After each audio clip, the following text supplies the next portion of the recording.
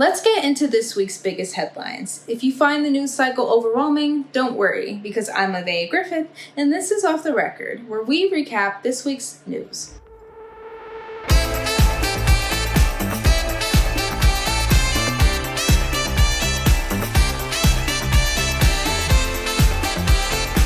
First off, a major development out of the Middle East. A U.S. fighter jet has been shot down over Iran, marking a serious escalation in the ongoing conflict. According to the Associated Press, one crew member has been rescued while another remains missing as search efforts continue. This incident comes just days after President Trump claimed in a national address that the U.S. has completely decimated Iran and was moving toward ending the conflict quickly, although he did go on to say that the U.S. would hit Iran hard and fast.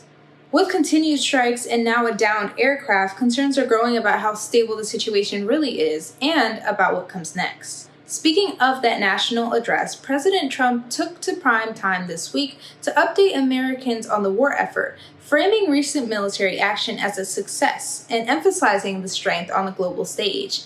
However, critics say that his message wasn't fully what Americans needed to hear, didn't quite reflect the reality on the ground, especially as tensions continue to rise overseas. Back here at home, the Trump administration is going through a number of high-profile firings. Among them, former Florida Attorney General Pam Bondi, who had been serving in the role with the administration, was fired this week.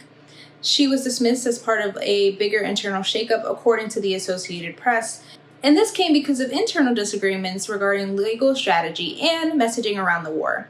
Her firing is significant, not just because of her long-standing alliance with Trump, but because it signals fractures within his inner circle at a very critical moment. Officials say the administration is restructuring key positions as pressure builds, but critics argue that the sudden removals point to instability behind the scenes, and more firings seem to be on the horizon. On other news this week, golf legend Tiger Woods is once again in the headlines, but not for something good. Tiger Woods was involved in a rollover crash in Florida earlier this week, and he was arrested on suspicion of driving under the influence. Deputies reported signs of impairment, although he tested negative for alcohol. They said his eyes were bloodshot, and they assumed that he was on some type of prescription drug. Investigators say prescription medications were involved, and Woods has since pleaded not guilty. He now says he's stepping away from golf to focus on treatment, forcing him to miss upcoming tournaments and raising new questions about the future of his career.